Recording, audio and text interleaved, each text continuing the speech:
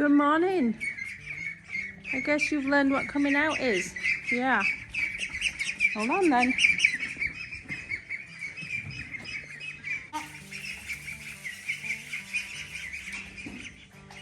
There's always a chicken, huh? Just walk past him, he won't hurt you. Come on, be brave. You got it.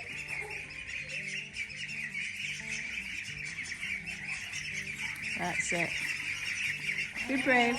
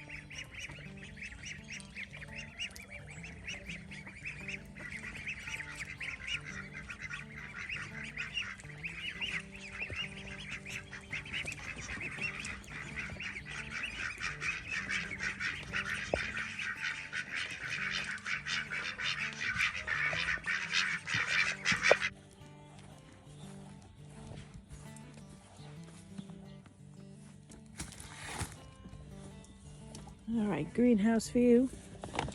It is frosty. It's too cold to be planted right now.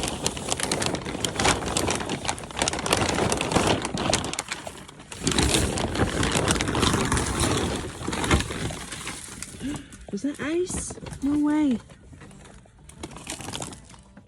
Oh no.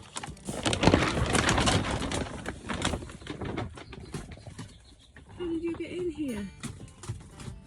It's okay. I'll get you out. Hi. How'd you get in? Alright, let's get you out anyway.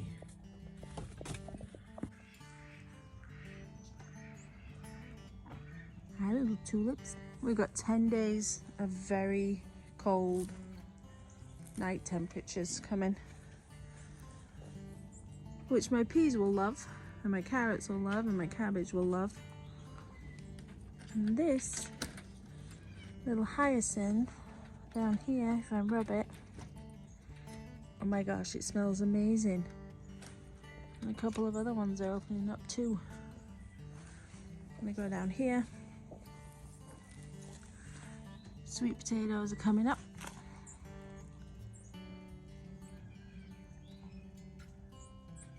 Some little tulips. Onions doing great. I got a lot of vegetables that are going to enjoy this cold snap for sure.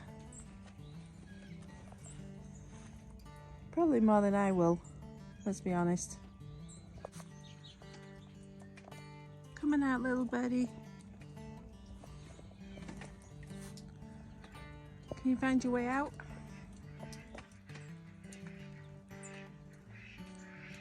Come on.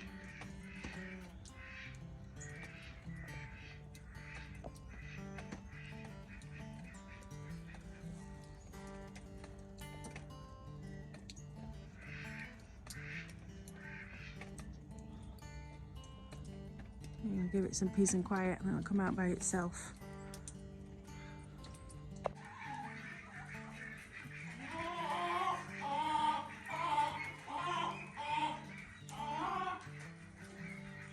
Slow moving today, so everyone's cold.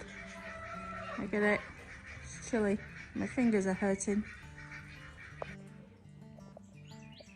Good morning. I don't want to interrupt your business, but thank you so much for using the new nesting box. Go ahead. Let me an egg. I appreciate it. I do feed and water you and keep you safe, but that's beside the point.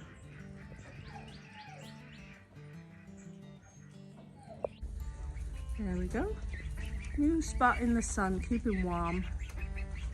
You stay there all day, safe and sound.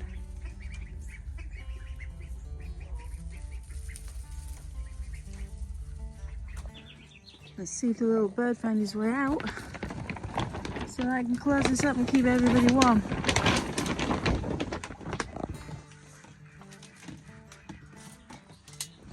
Quick plant check. Nothing's destroyed. Everything looks good.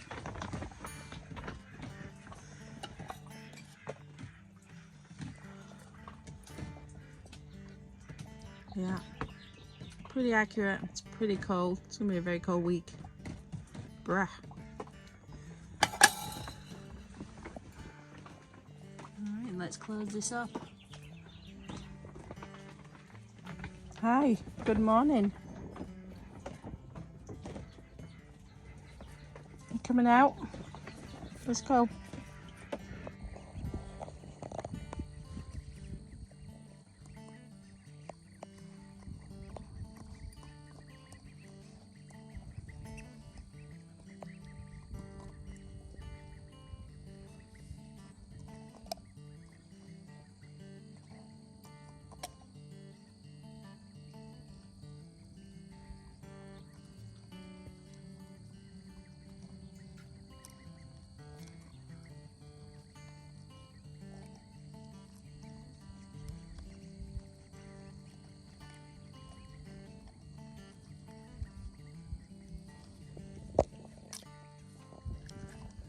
I guess that's one way of cracking it. Smack it with your paw.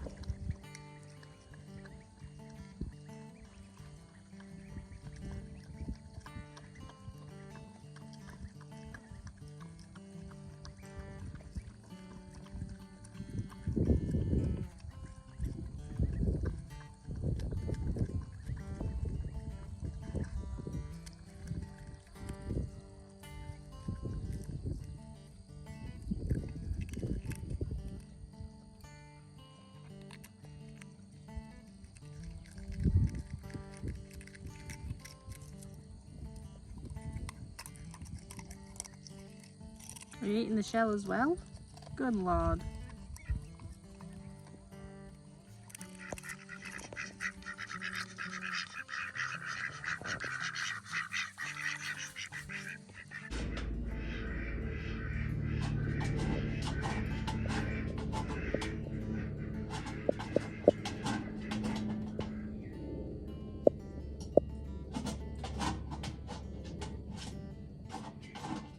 Buffy. Buffy. What the heck are you doing, girl?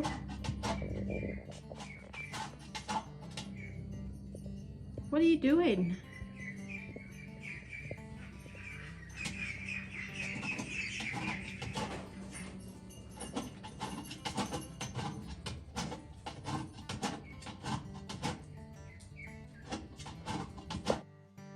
So this is actually a new day. I had eye surgery yesterday and I haven't been able to do any jobs on the farm. I haven't been able to video. I'm doing great. I don't have any pain or discomfort. And it seems like my surgery is going to be a complete success, so I'm thrilled. But while I'm slowed down, I needed something to keep my mind occupied. So I bought this little beauty and we are going to hatch some chicks. Now, if you don't know anything about chicks at the moment, the hatcheries are so back ordered that there's no chicks available until closer to September and October, which is too far away for me. So my plan and my hope is to raise enough chicks to put them out on the pasture and fertilize the fields. My long-term hope is to have a horse and currently my pasture isn't that great.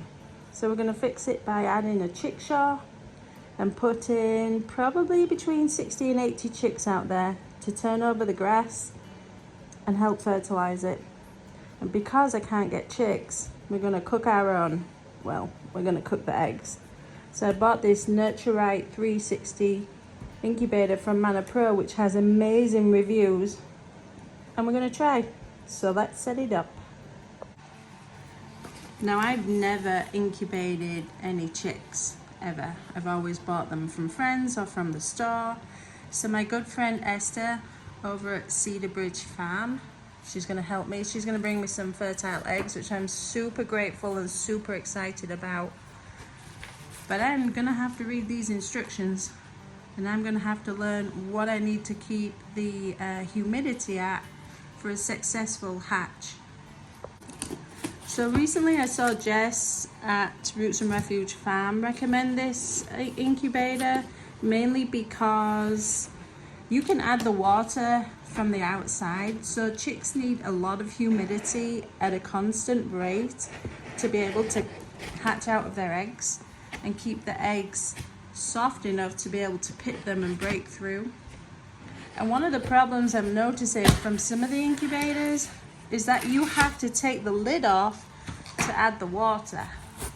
Well, the second you take the lid off, you instantly lose the humidity. So that's a problem. And with this on, you add the water from the outside. So one thing you have to do when you are incubating eggs is make sure the egg is turned on a regular basis.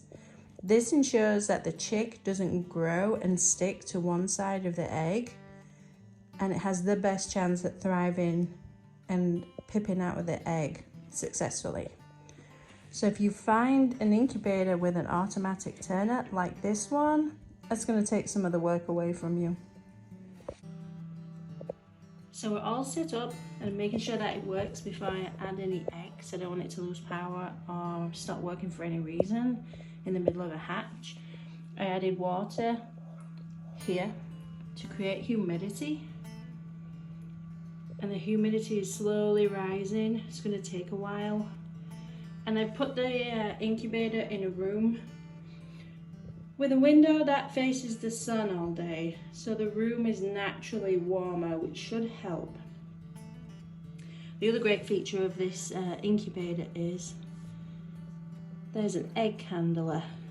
So basically it's a light that you put the egg on, and you'll be able to see inside the egg and see any chick development, and you know, obviously any chicks that aren't going to make it, and then you'll know whether to continue or discontinue hatching or trying to hatch out that egg, which is a great feature because I used to candle eggs on the flashlight on my iPhone, which wasn't always reliable, so I really like that.